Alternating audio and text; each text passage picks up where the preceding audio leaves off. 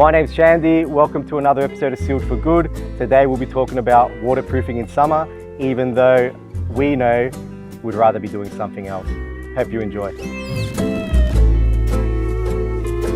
So just quickly before we get started today, I just want to thank everyone that sent in questions relating to waterproofing in hot weather. We'll try and answer everyone's. If there's any we missed, I'm sure someone will get in contact with you shortly. Thanks again. So the most obvious thing that will happen in the warmer months versus the colder is the curing time, right? So as we discussed in the waterproofing in cold weather episode that we did, things will slow down and, sometimes not cure at all. So in the hotter months, it's a complete opposite. You're gonna get rapid curing.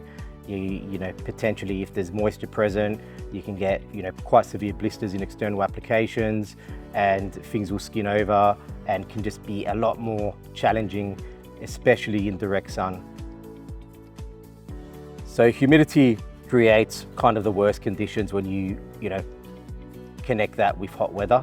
Like I just mentioned before, you can get blistering, delamination of the membrane, and also depending on the level of humidity, if you've got really humid conditions, especially in an area that might not have much ventilation, regardless whether it's hot or not, you're still going to have issues with curing or prolonged curing with the water-based membranes in our range.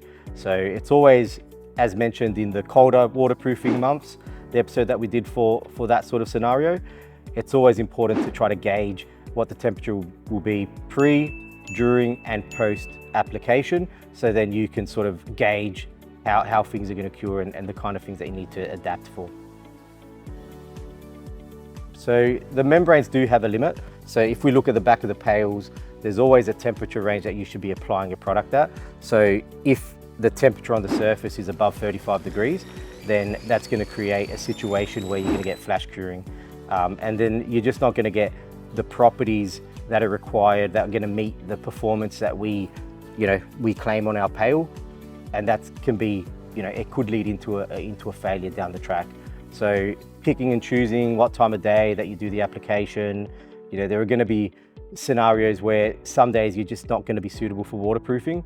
There are some things and some tricks that you can do. For example, try to cover the area over, provide shade. You can move around a building depending on which way the sun is going and things like that. So, some of these suggestions might not sound practical to start off with, but if you sort of prepare for the hotter months and you are considering covering sections over, what it will mean is that you're just going to have a longer period where you can actually apply waterproofing membranes. If you're doing nothing, if you're just going to sort of slog it out and work in the sun, you're going to actually increase the risk of failures down the track. So, the main issue that we find is flash curing, right? And that's where, the membrane it's curing as you're applying it. So it's not able to really, sort of wet into the surface. You're not getting really good adhesion properties. And like I mentioned before, it cures so quickly that, the components in the product aren't able to sort of connect and combine as they would in the normal curing environment, which then, weakens the performance properties. Things like, tensile strength. It can affect the elongation of the product, but ultimately that's not the same as during application. The serviceability and the temperature range that a product is suitable for once in service varies quite significantly to that maximum 35 degrees during applications.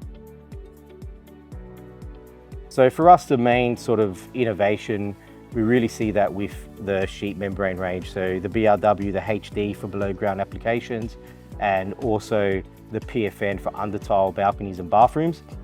These materials are much better suited for high temperature during serviceability. So like I just touched on before, that is different to during application. You're still going to have challenges at temperatures above 35. It gets to a point, we have the type of environment that you can't even touch the surface in the heat of summer.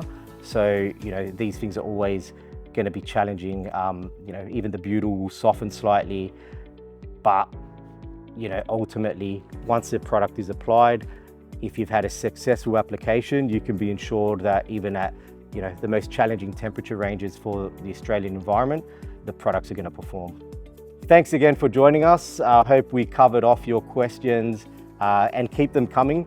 There's nothing better than interacting with our customers and understanding the type of challenges that you guys come across. So we really appreciate you guys watching and communicating with us, and hope to see you next time. Until then, happy waterproofing.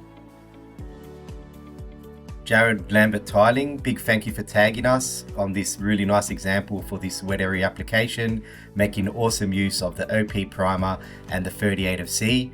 Very nice attention to detail, but I don't expect any less from the big man himself. Thank you for all the support over the years, and happy waterproofing.